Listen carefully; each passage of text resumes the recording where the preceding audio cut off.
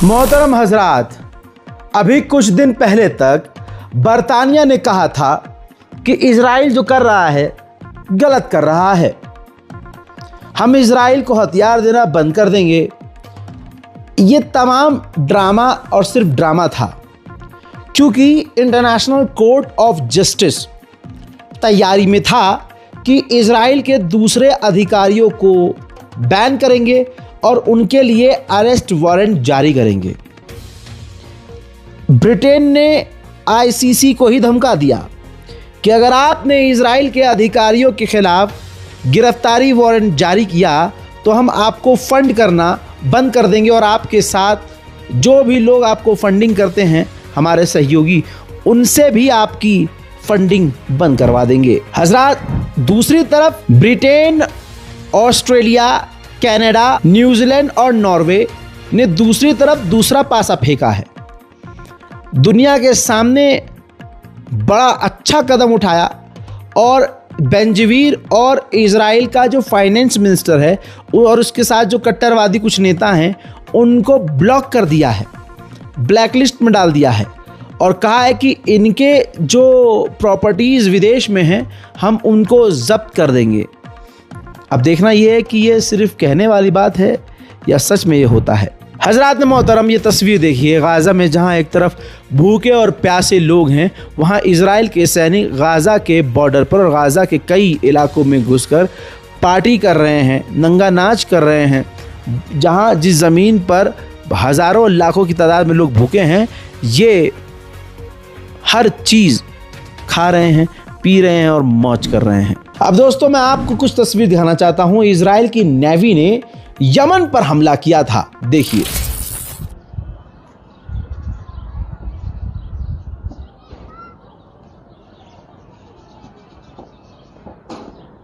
हजरात मोहतरम, आप सोच सकते हैं कि इजराइल आईएसआईएस का मदद ले रहा है।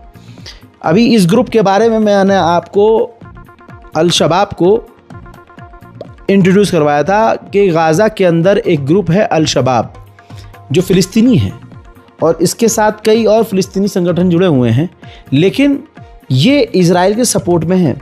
इजराइल इसको हथियार दे रहा है और इन फ़िलिस्तीनियों से ही फ़िलिस्तीनियों पर हमला करवा रहा है। और जब फ़िलिस्तीनी इन पर हमला करते हैं, इनमें से कोई मारा जाता है तो भी फ़िलिस्तीनी मारा जाता है। तो मुसलमान के हाथ से मुसलमान का ही कत्ल ये लोग करवा रहे हैं। और जो अल शबाब संगठन है, ये आईएसआईएस का यानी दाइश का संगठन है, आतंकवादी संगठन है। तो मामला अब ये है कि इस संगठन के एक लीडर को हमास ने गिरफ्तार किया। तो उस अल शबाब आईएसआईएस संगठन के हेड को बचाने के लिए हमास के चंगुल से इजराइल ने हमास के ऊपर घंटों तक बमबारी की। यह है आपका फ़िलिस्तीन का अल शबाब ग्रुप और इजराइल का ये तालमेल। अब ये जो दाइश वाला संगठन है अल शबाब फ़िलिस्तीन में, जिसको इजराइल सपोर्ट कर रहा है, हथियार दे रहा है, उसका एक ऑडियो वायरल हुआ है। उस ऑडियो को आपको सुनाऊंगा। उस ऑडियो में वो कह रहा है कि हम इस आतंकी संगठन हमास से गज़ा के लोगों को बचाएंगे और गाज़ा के लोगों से इन हमास के चंगुल से इनको छुड़ाएंगे और हम जिन जिन जगह पर हमास का रौला है, हम वहाँ पर कब्ज़ा करेंगे, उन इलाकों को अपने हाथ में लेंगे। तो आप पहले सवाल का जवाब दीजिए दोस्तों, क्या एक बयान में दो तलवार हो सकती है? क्या चोर की दाढ़ी में ये तिनका नहीं है कि भाई ये कैसे हो सकता है कि एक फ़िलिस्तीन का संगठन इजराइल के साथ खड़ा हो जाए? ऐसा हो ही नहीं सकता। बिस्मिल्लाहिर्रहमानिर्रहीम। इला अब्नाई शअबना फ़िलिस्तीनी, बयान मिन अल-क़ुव्वात अश-शअबिय्या अल-फ़िलिस्तीनिय्या।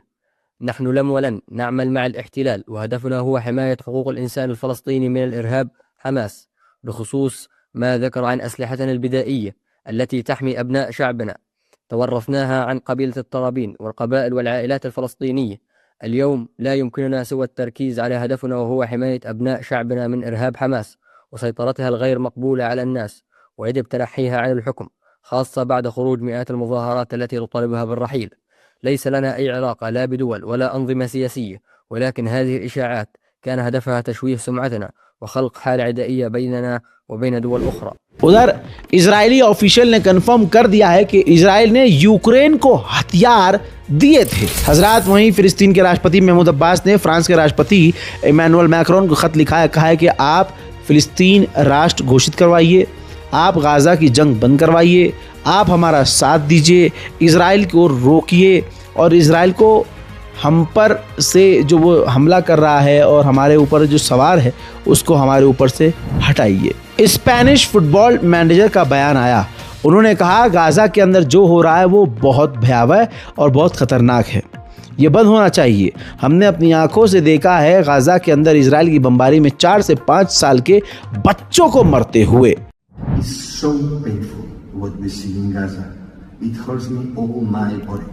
And let me be clear, it's not about ideology. It's not about I'm right or you're wrong. Come on. It's just about the love of life, about the care of your neighbor. Maybe we think that we see the boys and girls at 4 years old being killed for a bomb or being killed at the hospital because it's not hospital anymore. It's not our business. Yeah, fine. We can think about that. It's not our business. But be careful.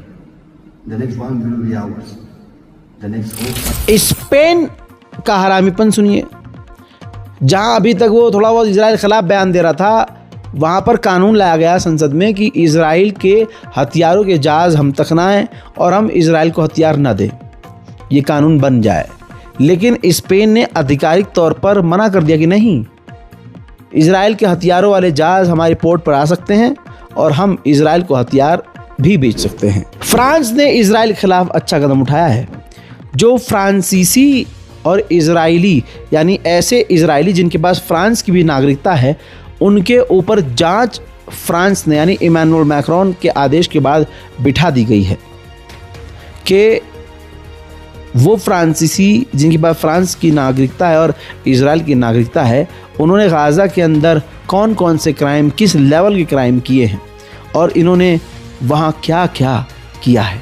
अब दोस्तों अगली तस्वीर देखिए। Gaza के अंदर जिस तरह से भूखे लोग मदद के साजो सामान को लूट रहे हैं, साफ दिख रहा है कि गाज़ा के लोग भूखमरी से मर रहे हैं। उधर पेंटागन ने कंफर्म कर दिया, अमेरिका के पेंटागन ने कंफर्म किया कि हमारे वारशिप और हमारे जो नॉर्मल जो कंटेनर हैं वो लाल सागर से बड़े आराम से गुजर रहे हैं, उन पर हूतीज़ हमारे डील के बाद हमला नहीं कर रहे हैं। हजरात, इजराइल अपना प्रोपेगेंडा कुछ और चला रहा है, लेकिन हकीकत ये है कि इजरायली जो सेटलर्स हैं उल्टा वो इजराइल परमानेंट लेवल पर छोड़ रहे हैं। पिछले साल से अब तक 28% ये रेशियो बढ़ चुका है, परसेंटेज बढ़ चुका है। 28% लोग इजराइल के रहने वाले सेटलर्स परमानेंटली वो दूसरे शहरों और देशों में शिफ्ट हो रहे हैं। हजरात, अमेरिका का एनवॉय जो इजराइल के लिए है, उसने बयान दिया है कि अमेरिका किसी भी तरह से टू स्टेट सॉल्यूशन, फ़िलिस्तीन को मान्यता, इन सब बातों को सपोर्ट नहीं करता है, बल्कि अमेरिका यानी हम लोगों का मानना ये है कि मिडिल ईस्ट में अरब देशों के पास अंधी ज़मीनें हैं, हम कभी भी फ़िलिस्तीन को मान्यता नहीं देंगे और हम हमारी ज़िंदगी में फ़िलिस्तीन स्टेट बनता हुआ नहीं देखेंगे। फ्रांस की राजधानी पेरिस में फ़िलिस्तीन गज़ा के समर्थन में खतरनाक प्रदर्शन हो रहे हैं, देखिए।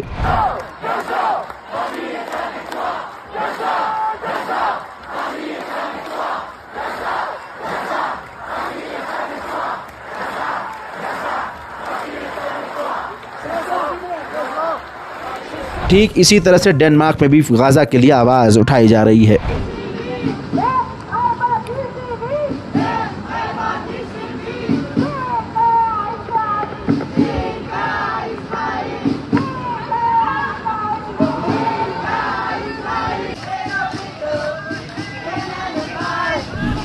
उधर तस्वीर देखिए, जर्मनी की औकात देखिए। जर्मनी की पुलिस फिलिस्तीनी गाज़ा समर्थक प्रदर्शनकारियों को बुरी तरह से पीट रही है। ईरानी लॉ मेकर्स का मानना यह है कि ये जो अमेरिका और ईरान की बातचीत चल रही है, ये एक जाल है खुद अमेरिका और इजराइल का। वहीं ईरान नॉर्मल पैसेंजर विमान ख़रीदने की तैयारी कर रहा है, कई देशों से वो बात कर रहा है। फ़िलहाल वो कतर में बनने वाले बोइंग और दूसरे विमानों को ख़रीदने की सोच रहा है, अभी वो आसपास बस देख रहा है। 2018 में ईरान के अंदर एक ख़तरनाक आतंकी हमला हुआ था। इसमें कई सारे ISIS दाइश के आतंकवादियों को गिरफ्तार किया गया था, जिनमें से 6 ISIS के आतंकवादियों को ईरान ने गिरफ्तार किया और अब उन 6 के 6 को फांसी सुना दी गई है ईरान में। उधर मेरे दोस्तों नेतन्याहू ने एक बार फिर से डोनाल्ड ट्रंप से बात की और कहा कि ईरान एक्सपर्ट है बातचीत करने में और बातचीत को लटकाने में। ईरान बस टाइम ख़राब कर रहा है, आपको बातचीत बंद करनी होगी और आप हमला कर दें तो ज़्यादा बेहतर होगा। इस बात पर नेतन्याहू से डोनाल्ड ट्रंप राजी ना हुए, बल्कि डोनाल्ड ट्रंप ने नेतन्याहू से कहा कि नहीं, ईरान हमसे डील ज़रूर करेगा। E3 यानी फ्रांस, जर्मनी और ब्रिटेन से E3 से ईरान की मीटिंग होने वाली थी, लेकिन एंड मोमेंट पर फ्रांस के राष्ट्रपति इमैनुअल मैक्रोन ने इस मीटिंग को रद्द कर दिया। उधर ईरान ने फिर से दी है धमकी। ईरान ने इजराइल को धमकी देते हुए कहा कि अगर हमारे किसी भी परमाणु कार्यक्रम पर हमला किया तो ये याद रखे इजराइल कि उसके परमाणु हथियार जो छुपा कर उसने खुफिया तौर से रखे हुए हैं खुफिया जगह पर, हम वहीं सीधा हमला करेंगे, हमसे पंगे न लेना। अब इसके अलावा अगली तस्वीर देखिए, लेबनान पर इजराइल ने खतरनाक बमबारी की जिसमें 2 सिविलियंस मारे गए हैं, दोनों ही बाप बेटे थे। इजराइल लेबनान में 3505 बार वायलेशन कर चुका है। सीज फायर का उल्लंघन 3505 बार ये कर चुका है। यूएन की फौज लेबनान में मौजूद है। उस यूएन की फौज में फिनलैंड का एक फौजी था जिसे लेबनीज एक आम नागरिक ने जोर का तमाचा जड़ दिया।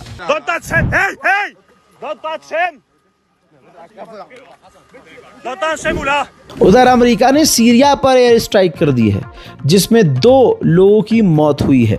सोचिए, सीरिया में भी पिछले 8 महीने में 6000 लोग मारे गए हैं, जिसमें 75% 75% जो मारे गए लोग हैं वो सिविलियंस हैं, ईमानदार हैं, वो किसी भी घटिया तरीन काम में नहीं है। उधर में दोस्तों इजराइल अब सीरिया में भी मकानों में बम लगा कर उड़ा रहा है, ज़मीन को साफ कर रहा है और हमारी आंखों के सामने ये सब कुछ हो रहा है। फ्रांस वैसे तो इजराइल के खिलाफ बयान दे रहा है, लेकिन फ्रांस के बारे में रिपोर्ट ये आ रही है कि इजराइल को अभी भी फ्रांस हथियार दे रहा है। हजरात, ये तो हाल है गाज़ा और फ़िलिस्तीन की, खासकर गज़ा के मदद के लिए तस्वीर आपके सामने है। बारकोड का इस्तेमाल कीजिए ताकि गाज़ा और फ़िलिस्तीन को ज़्यादा से ज़्यादा मदद हम कर सकें। लिहाजा दोस्तों अपनी राय कमेंट में ज़रूर लिखिएगा इस खबर के बारे में और रिपोर्ट को शेयर ज़रूर कीजिएगा। मैं हूँ रज़ा और आप देख रहे थे रज़ा ग्राफी अनस्क्रिप्टेड। जय हिंद।